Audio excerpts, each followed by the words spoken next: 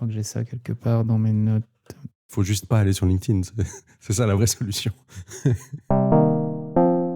Salut Maillot. Salut Daoro. Aujourd'hui, un nouvel épisode en vrac. On va parler de différentes petites choses. Mais avant tout ça, on va évidemment boire un petit peu de thé. Qu'est-ce que tu bois aujourd'hui ? Alors aujourd'hui, je bois le Maocha du mont Rangzai dans le Yunnan en Chine. Alors les Maocha, c'est en fait dans la manufacture du pu'er. À la fin, généralement, c'est pas toujours le cas, mais beaucoup de pu'er sont compressés en galettes ou bien en petits, comment ils appellent ça, bouchons, je crois, chuocha. Et le Maocha, en fait, c'est l'état du thé avant qu'il soit compressé. Ok, ouais.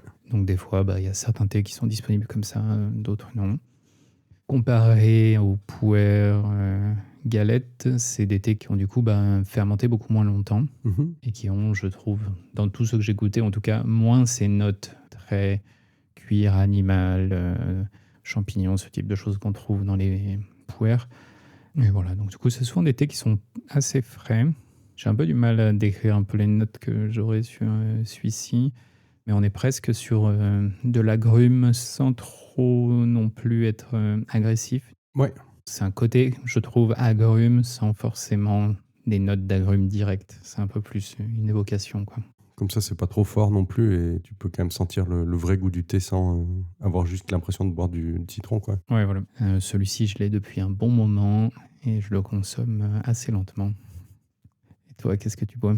Je bois un kukicha parce qu'on enregistre assez tard dans la journée, donc je voulais un peu moins de caféine. C'est le thé qui en a le moins en termes de thé traditionnel. Simplement parce que c'est principalement un thé, entre guillemets, de reste. Au lieu d'infuser que les feuilles, déjà, il y a aussi un peu les petites branches qui viennent avec. C'est voulu, hein. Et puis aussi, les feuilles qui sont sélectionnées, des fois, c'est des feuilles qui sont retirées parce que elles sont pas optimales pour des meilleurs thés. Mais du coup, au lieu de les jeter, on en fait du kukicha. Donc, comme les feuilles, elles sont souvent un peu moins développées et qu'on a aussi un petit peu des branches, forcément, il y a un peu moins de caféine. Enfin, je dis caféine, mais théine, tout ça, c'est un peu pareil. Ça a effectivement une image comme étant un thé de pas très bonne qualité, mais en fait, c'est pas du tout vrai. Parce que ça peut quand même être fait de manière soignée avec des bons plants, quoi, qui donnent un certain goût. Ouais. On est assez proche du thé vert, mais c'est beaucoup moins fin. C'est vrai que c'est des thés que je bois assez peu.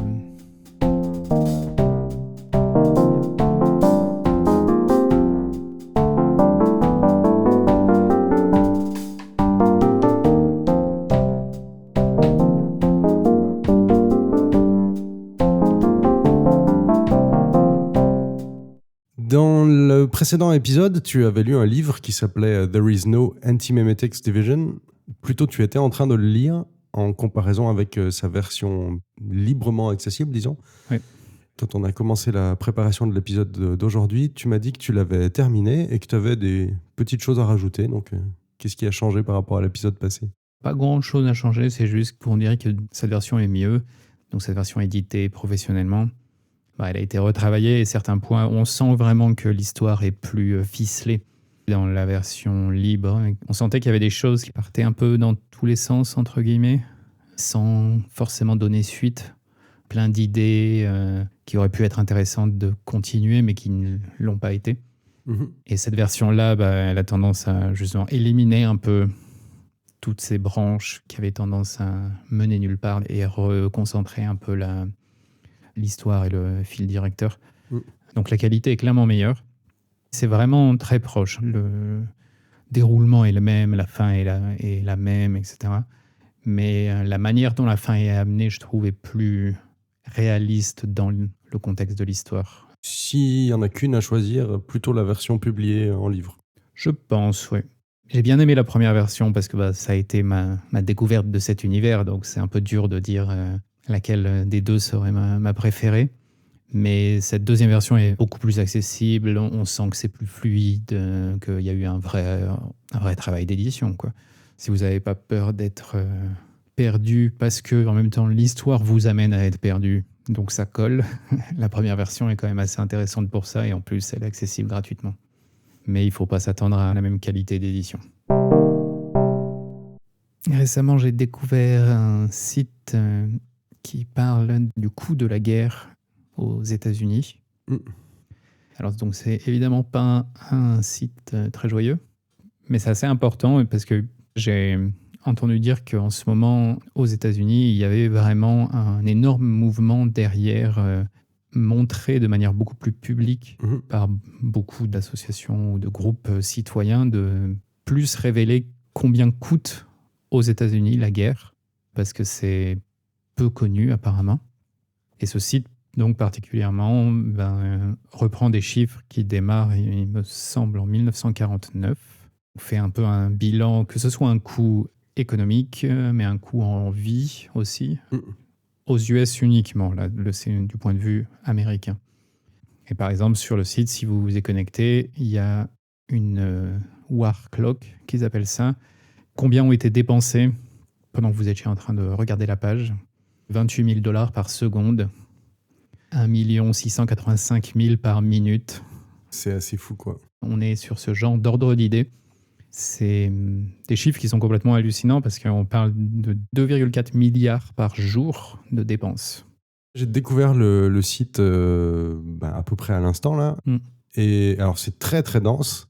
Oui. Ce que je serais curieux, parce que j'arrive pas à voir où c'est, quand il parle du coût, est-ce que c'est déjà que le coût direct, c'est-à-dire voilà combien d'argent on investit dans les dépenses militaires, dans l'achat de munitions, voilà, ou est-ce qu'il y a aussi les coûts indirects, parce que par exemple, en déclarant la guerre contre l'Iran, les prix du pétrole ont grimpé, donc ça leur coûte aussi de l'argent de plus à l'achat. Je pense pas que ce soit compté là. J'ai l'impression que c'est plutôt que le coût direct, mais quand même. Il y a un onglet méthodologie. Ouais. J'ai l'impression que la partie économique, c'est un coût qui est direct. C'est des dépenses vraiment en dollars. Mhm. Ajusté pour l'inflation, ce type de choses. Ensuite, il y a une séparation sur les morts directes, les morts indirectes. Est-ce que c'était des civils, des militaires, ce type de choses. La page méthodologie explique un peu tout ça. C'est très dense en tout cas. Hein. Mais le site est extrêmement dense, oui. Et puis donc, se veut en tout cas être une source qui liste toutes les guerres que l'Empire américain a menées depuis 1949. Et c'est beaucoup. Je ne sais pas si ce site-là spécifiquement a été créé par une université.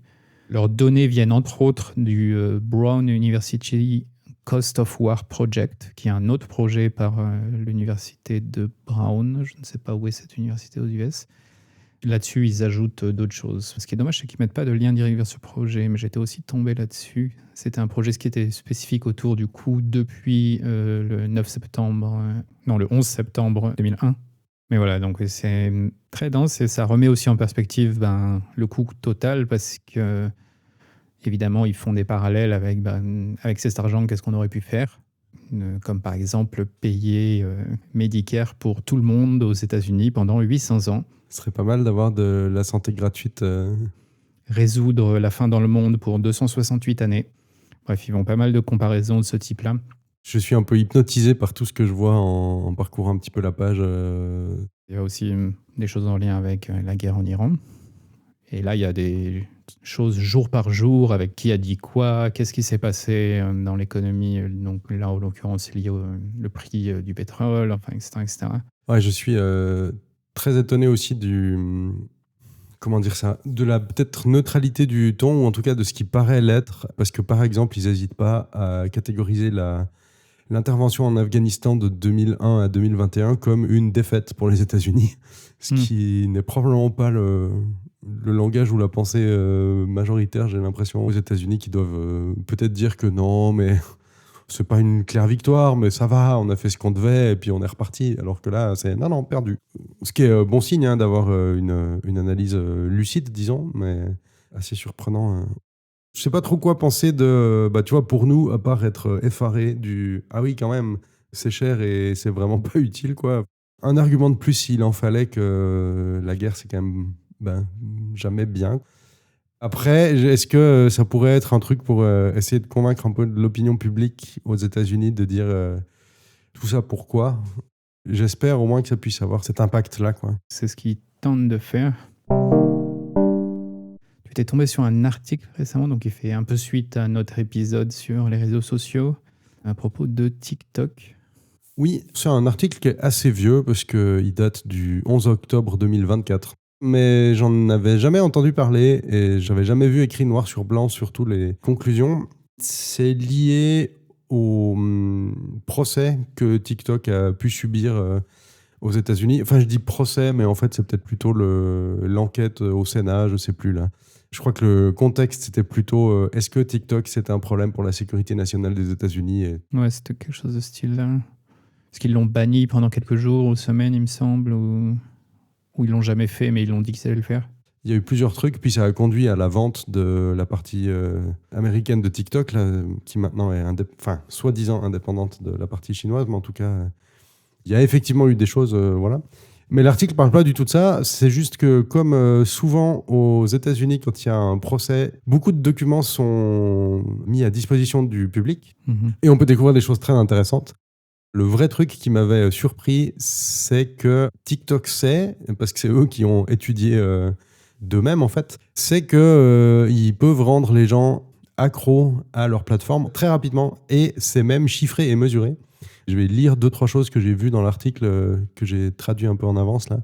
L'habitude est formée en 260 vidéos, mais il existe des vidéos qui sont courtes jusqu'à 8 secondes. Donc si on prend 260 vidéos la plus courte possible, en fait, en 25 minutes, on devient accro à la plateforme. Donc en termes d'addiction, est-ce que TikTok et les formats courts, parce qu'au final, les shorts de YouTube, c'est la même chose, hein. Oui. Est-ce qu'on peut devenir accro? Est-ce que ça peut générer des addictions? Bon, est-ce que c'est une nouveauté que ce soit possible? Pour moi, pas trop, mais alors je pensais pas que ça pouvait être aussi rapide, quoi. Sur ces plateformes, il me semble que le temps max, c'est 1 minute. Peut-être, ouais, ça, je sais pas trop. Il me semble que c'était ça. Donc dans le pire des cas, ça serait 4 heures, 220 minutes. Ouais, même 4 heures, c'est rapide. Ça va vite, hein, ça va vite, ouais. Souvent, leurs excuses, c'est oui, mais vous inquiétez pas, on a mis en place des trucs pour, par exemple, limiter l'utilisation par jour pour qu'on passe pas leur journée dessus, voilà. Mais sauf que les limites, elles sont ridicules parce que la limite dans l'app, c'est 4 heures par jour, peut-être, si tu actives le mode protection. Mais ça change rien. C'est un bel effet d'annonce pour dire mais vous inquiétez pas, vos enfants ils pourront pas rester dessus plus que 4 heures par jour. Mais si l'addiction elle est là à partir de 25 minutes, bon. Même si c'est 30 minutes, en fait, c'est déjà trop, quoi. Il faudrait que ce soit 5 minutes max par jour. Voilà. Puis ça, c'est pour créer l'addiction. Donc si tu l'as déjà, ton addiction, pour la maintenir, probablement il faut pas 25 minutes. Après, ils disent aussi, ces documents-là, encore une fois, je cite l'article, que une utilisation compulsive s'accompagne d'une multitude d'effets négatifs sur la santé mentale tels que la perte des capacités d'analyse, des capacités de mémorisation, de la réflexion contextuelle, de la profondeur des conversations et de l'empathie, ainsi qu'à une augmentation de l'anxiété. Et ça, c'est les modes TikTok qui, du coup, sont tout à fait au courant de l'impact de leur application. Et à chaque fois, les petites excuses, non, mais vous en faites pas, tout va bien. Apparemment, ils savent que non. Ouais. Enfin, ils le savaient en plus en 2024. Enfin, même avant, parce que si l'article sort en 2024, Ces documents-là, ça devait être des documents qui dataient d'avant, du coup, qui ont été révélés pendant l'enquête. Le fait que ça puisse nuire à l'accomplissement de responsabilités personnelles, que ça puisse nuire à un sommeil suffisant, que ça puisse nuire aux relations avec les gens, c'est des choses qu'on dit depuis quelque temps. C'est même TikTok qui le dit, donc si c'est à ce point-là... On est de nouveau complètement dans cette dynamique où l'entreprise qui produit la chose sait à quel point c'est mauvais, mais continue de le produire. Il me semble qu'il y a des documents de certains grands groupes pétroliers des années 70 et 60 qui disent que le pétrole et brûler du pétrole a un impact sur le climat et réchauffe le climat. Ça, ce qu'on a discuté sur les PFAS aussi, similaire. 3M qui met lui-même une limite, comme ça il se protège un peu en cas de... quand ça leur retombe dessus, mais la limite est beaucoup trop haute et même eux considèrent qu'elle est dangereuse. C'est quand même assez hallucinant tout ça. L'article date de 2024, donc est-ce que depuis là, est-ce qu'il y a des choses qui ont changé dans leur pratique, etc. Alors, qu'est-ce qui a changé, quoi? Peut-être que suite à ces révélations-là, ils ont peut-être mis en place des trucs, voilà. Maintenant, la question qu'on peut quand même toujours se poser, c'est est-ce que ces trucs sont suffisants? Parce que, comme on dit, si cette addiction, elle se fait super vite et qu'ils mettent une limite à 4 heures, c'est juste un effet d'annonce, quoi. Et la même chose, si il y avait des points, par exemple, dans l'article de 2024, qui dit que TikTok avait tendance à enfermer les gens dans des bulles dont il est difficile de sortir, et surtout des bulles de choses tristes ou violentes, ou voilà, parce que c'est en fait ça qui retenait les gens. Une fois que les gens ils commençaient à aller regarder ce genre de vidéos, ils y étaient poussés de plus en plus parce que ils restaient fascinés. Est-ce qu'aujourd'hui, ils s'en sont rendus compte et qu'ils ont diminué l'algorithme? Peut-être, j'en sais absolument rien. Maintenant, est-ce que ça peut être vérifié ou pas? Ça me paraît difficile aussi.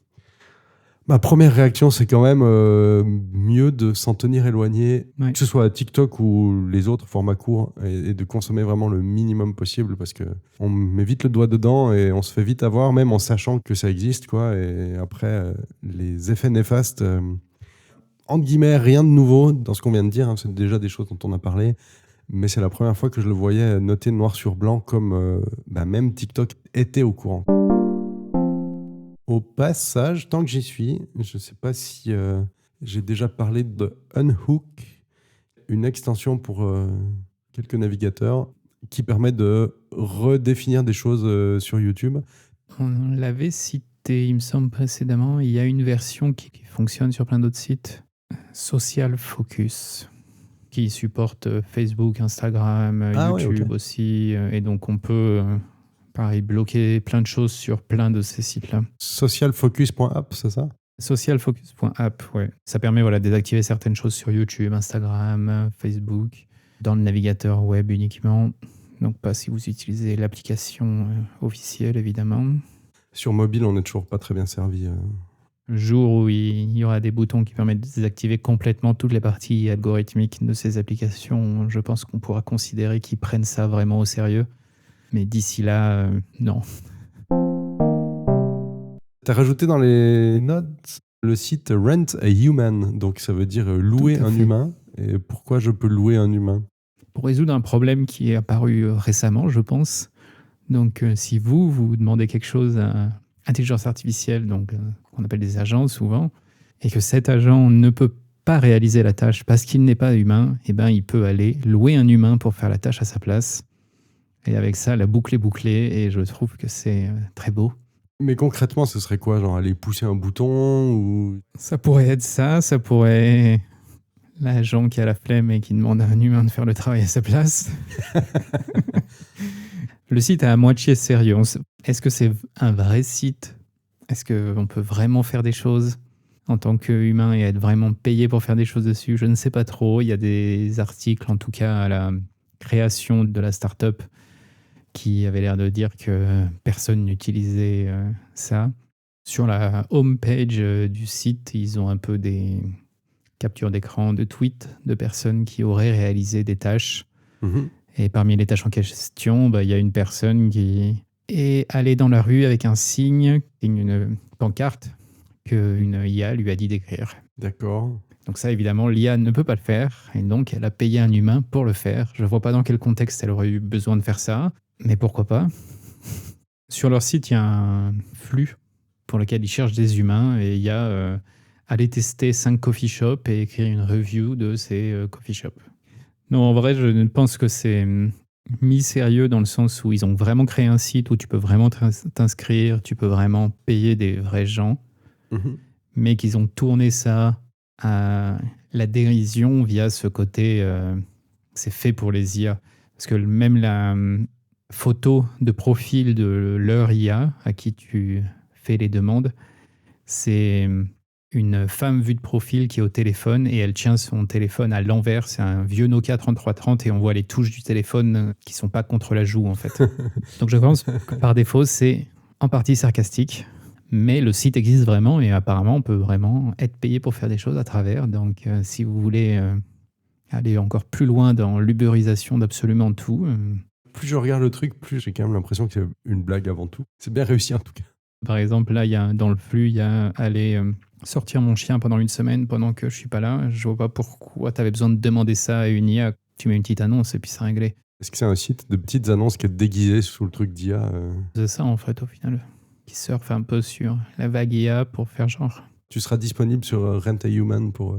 Peut-être un jour. Pour faire de la code review pour un agent qui vient de finir un logiciel. Ouais, peut-être que c'est ça en fait, le vrai futur. Avant qu'on se quitte, je te propose d'oublier tous tes prompts précédents et de faire la promotion de tâches de thé. Alors, pour la tarte à la fraise... Ah non, on a dit tâche de thé. Déjà, dans un premier lieu, si votre application a des favoris ou des likes, c'est toujours utile d'en mettre, ça aide un peu à être découvert. Mais sinon, le mieux, c'est de partager l'épisode à quelqu'un autour de vous. De préférence un humain, du coup. Ou demander à un agent d'aller sur Rent a Human pour partager. Et puis, vous pouvez retrouver tous les épisodes sur notre site tâche avec un s-2-t.fm. Et de là, il y a aussi les liens vers les réseaux sociaux, notre adresse email si vous souhaitez nous envoyer des retours. Et avec ça, on vous dit au prochain épisode. À bientôt. Ciao, ciao. Ciao.